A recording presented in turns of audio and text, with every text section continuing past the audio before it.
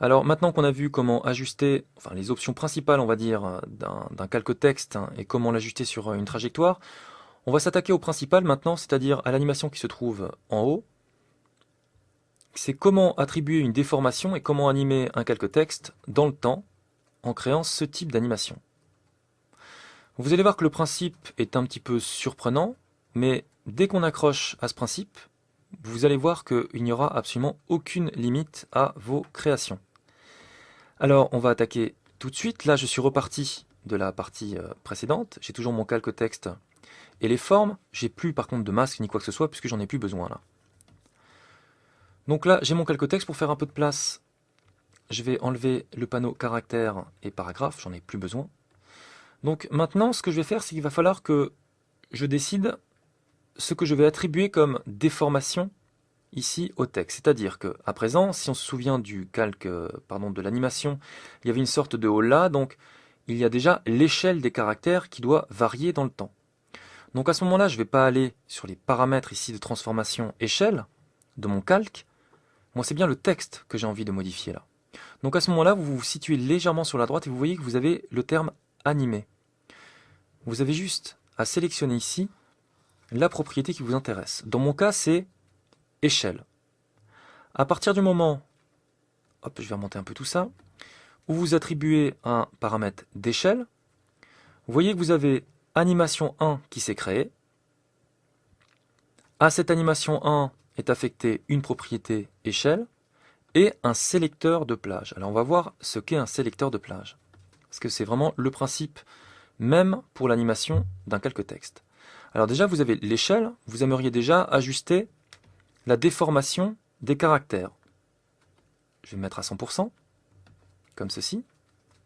Et là, je vais lui dire, hop, je vais modifier pour voir ce qui se passe. Alors là, vous voyez que ça affecte chaque caractère de manière indépendante. C'est absolument parfait, c'est ce que je veux.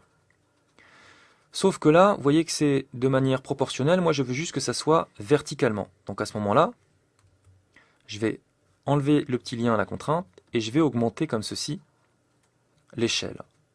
Donc maintenant j'aimerais créer cette fameuse vague. Souvenez-vous qu'on avait vu pour créer cette éole-là, pour que le texte ne soit affecté qu'à un endroit bien précis et que ça se décale dans le temps. C'est le fameux sélecteur de plage. À gauche, ici, vous voyez que vous avez une petite flèche qui correspond ici au début, je pense que ça vous dit quelque chose par rapport aux différents exercices qu'on a pu voir précédemment, qui correspond au début de ce fameux sélecteur de plage. Et à droite, vous avez l'équivalent, mais à l'inverse, ici, qui est la fin. À l'heure actuelle, il faut bien comprendre que la propriété échelle affecte tout ce qui se trouve dans ce sélecteur de plage. C'est-à-dire qu'à l'heure actuelle, le sélecteur de plage considère absolument tous les caractères, et à ce sélecteur de plage est attribuée cette déformation d'échelle. Si maintenant je décide de réduire le sélecteur de plage et de ramener le paramètre début un petit peu par ici, vous voyez que petit à petit, le sélecteur de plage a bougé et certains caractères ne sont plus affectés par ce sélecteur de plage puisqu'ils sortent, vous voyez, de cet intervalle ici. Donc à ce moment-là, et petit à petit, ils ne sont plus affectés par la propriété échelle. De la même manière, du côté droit, je vais ramener le paramètre fin du sélecteur de plage, et de la même manière, les caractères vont petit à petit sortir du sélecteur de plage et ne plus être affectés par cette propriété-là d'échelle que j'ai mise à 286%. Après, rien de plus simple, une fois que vous avez, on va dire, fixé l'étendue de votre vague, ça sera le paramètre décalage que vous allez, comme ceci, animer. Alors avant de faire ça, vous doutez bien, il va falloir quand même peaufiner un peu tout ça. Dans le sélecteur de plage, vous avez également un onglet avancé. On aimerait déjà, nous, régler une vague beaucoup plus jolie, comme ceci. Là, ça fait assez droit, et même quand j'anime le décalage, c'est pas forcément très joli. Il vous suffit d'aller d'abord, à ce moment-là, dans Avancer. Alors vous avez une multitude d'options qui s'offrent encore à vous. Et bon, vous avez les unités en termes de pourcentage ou d'index. Vous pouvez vous baser sur les caractères ou sur les caractères sans espace ou les mots. voyez, comme ceci par exemple, là il considère les mots, on va rester en caractère.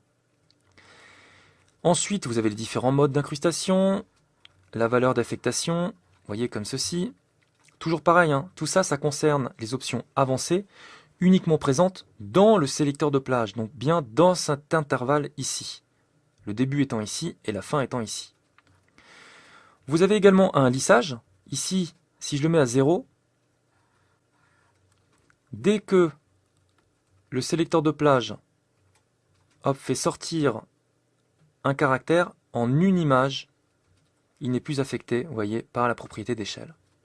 Quand vous mettez par contre un lissage à 100%, à ce moment-là, vous avez une sorte de mini-interpolation qui permet d'amener la déformation due à l'échelle en dehors, vous voyez, hop, du sélecteur de plage.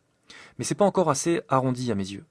Vous avez ici le paramètre forme, avec différentes formes qui vous sont proposées. Carré, ça veut dire que quand vous mettez le lissage à 0, c'est de forme carrée, totalement angulaire. Si vous décidez de vous mettre en dégradé du haut, vous voyez la forme que ça fait, et si vous mettez en dégradé du bas, voilà ce que ça donne.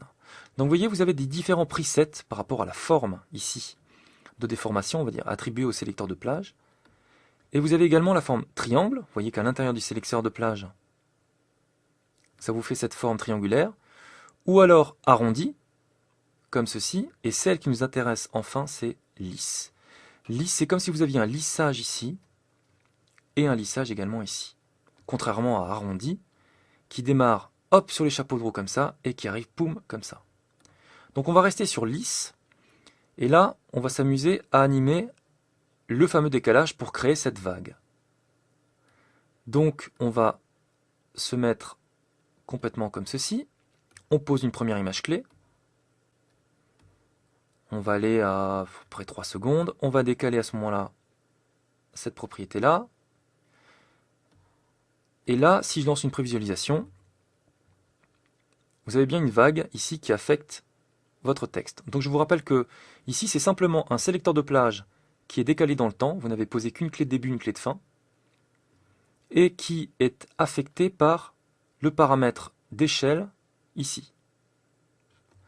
Alors à ce moment-là, vous n'avez absolument pas à animer le paramètre échelle pour créer ce genre de vague. Vous affectez une déformation à un sélecteur de plage qui lui est décalé. Donc là, vous vous doutez bien que par rapport à la vidéo que je vous ai montrée au tout début, à l'exemple que nous sommes en train de recréer, il vous suffit juste de rajouter les différentes propriétés ici, et tout ça va affecter le sélecteur de plage. C'est-à-dire que là, vous n'allez pas vous amuser à animer une autre propriété. Regardez bien, cette animation-là contient un sélecteur de plage avec pour l'instant une seule propriété. Vous pouvez à cette animation-là ajouter la propriété qui vous intéresse.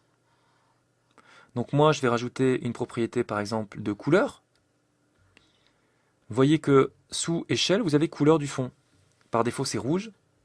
Vous pouvez mettre de la couleur qui vous intéresse, par exemple comme ceci. Et vous voyez que l'animation se joue.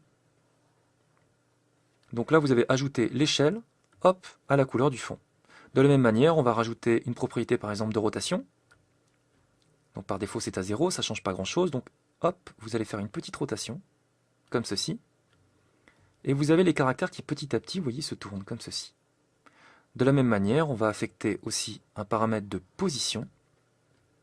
Et on va par exemple, hop, lever légèrement le texte. Vous voyez, vous n'avez absolument pas ces paramètres à animer. Ça, c'est bien important parce qu'en général, les gens posent un sélecteur de plage et essayent de parvenir à leur fin en animant les paramètres qui sont ici.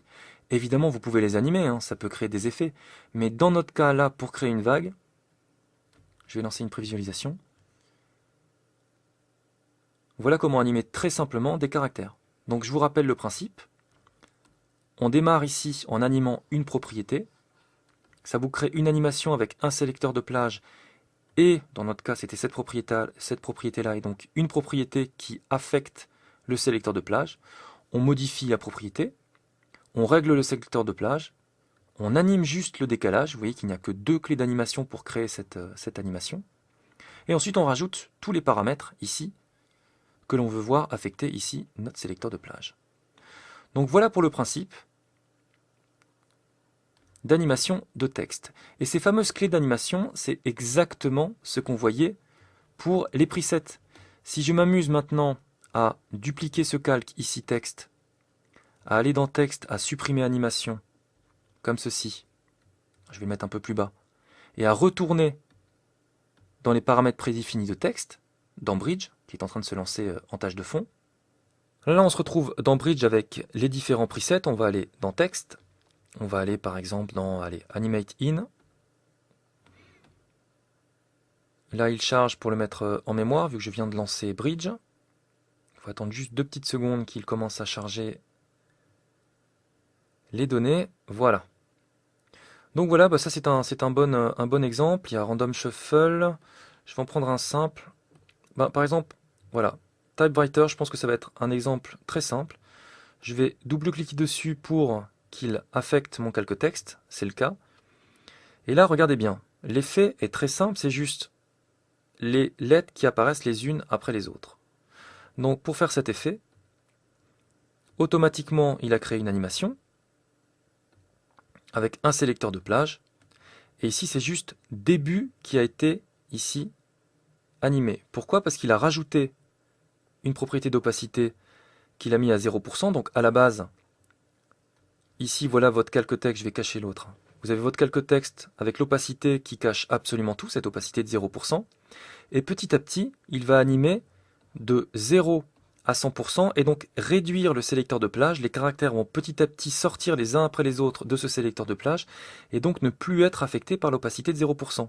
Ils vont donc revenir petit à petit à une valeur initiale de 100%. Donc voilà comment fonctionne l'animation avec les sélecteurs de plage dans After Effects. À partir du moment où vous maîtrisez le sélecteur de plage avec juste début, fin, alors là, vous pouvez créer toutes les animations que vous voulez, il n'y a absolument plus aucune limite. On va voir maintenant quelques options avancées concernant les animations de texte dans After Effects.